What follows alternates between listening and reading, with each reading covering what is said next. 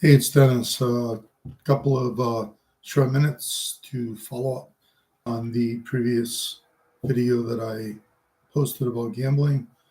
Uh, Interesting thing. First time in my life, I went to a casino and did not gamble. I just observed and watched. And, excuse me, a large portion of that observation was people at a table one on one.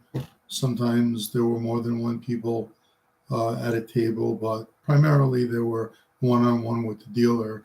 And I could see the ebb and flow of people winning, losing, winning, losing. This stack of chips really was irrelevant. What was relevant was that probably 9 out of the 10 people that I watched consistently went into their pockets to get more money, to do more buy-ins, whether it was blackjack, baccarat, roulette, most of the table games, and the pit bosses doing the little thing in the computer that they have right next to the tables. And interestingly enough, I saw a guy spill his beer all over the table. And it got the chips wet, it got the felt wet, it got the little machine that has the cards come up and come down, where they have the two towers of cards, whether it's a 6 deck shoe or an 8 deck shoe. I believe it's a 6 deck shoe. And they had to close the table down to clean it up. And he ended up taking a break. He was down about $5,000, and miraculously he had somehow came up about 4,000 and was waiting to play again, where the rational person would have just left and said, hey, I'm all set. But ask yourself, like, really, do you go to the casino once in a while? Do you play the one-armed bandits, the slot machines, and just kind of chill for a little while, spend $100 and leave? Do you go to the table games and spend maybe a few $100s and set a limit and leave?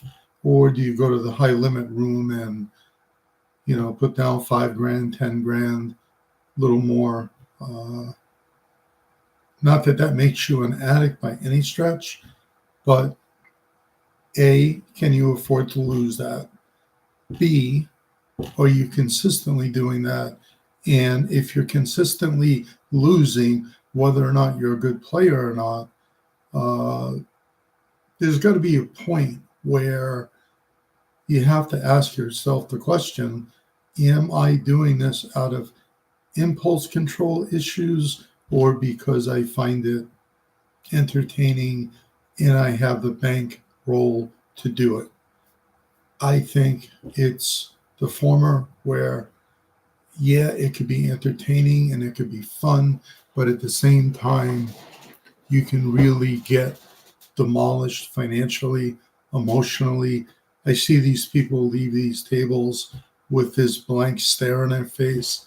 They get on the elevators, and it's like, again, the night of the living dead. People just have no expression, they have no emotion. And like, where do they stop? Do they just say, next time I'm going to get them back, next time we're going to win it all? Or are they going to chip away and say, I'm going to be able to win back whatever I lost? The casino always wins. I mean, that's a mathematical certainty. Every game has its probability and statistical analysis of whether or not you're going to win, you're going to lose, and what the statistics are for that game, whether it be baccarat, blackjack is like 0.5%. Baccarat, even though it's banker player, you have to pay a commission. If you're playing banker, if you're playing craps, the odds are determined by the numbers and the frequency statistically that they're going to come out.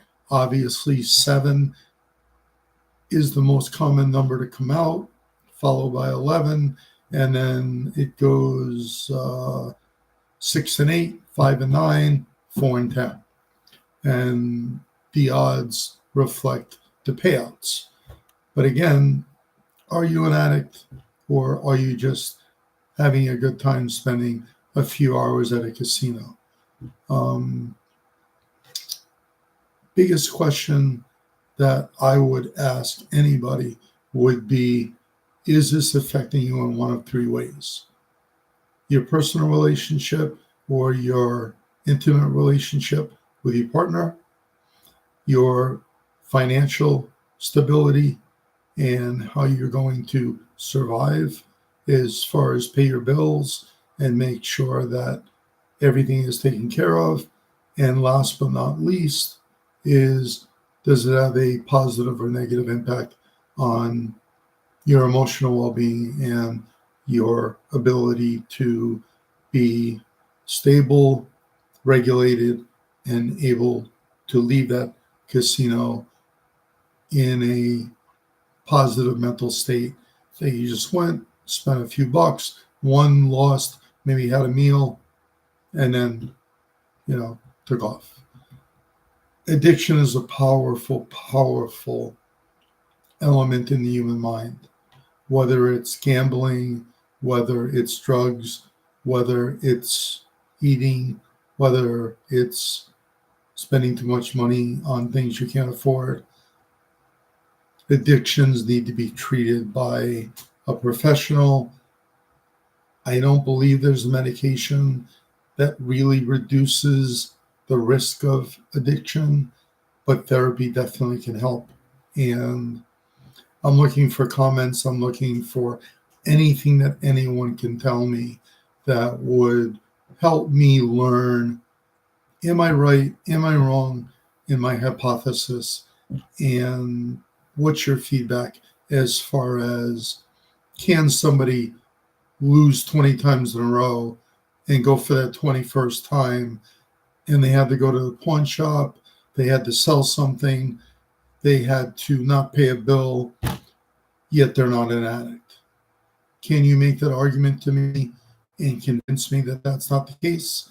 Because I would love to hear it and really look at it from a clinical point of view, and that will be really helpful. So thanks. Look forward to hearing from you.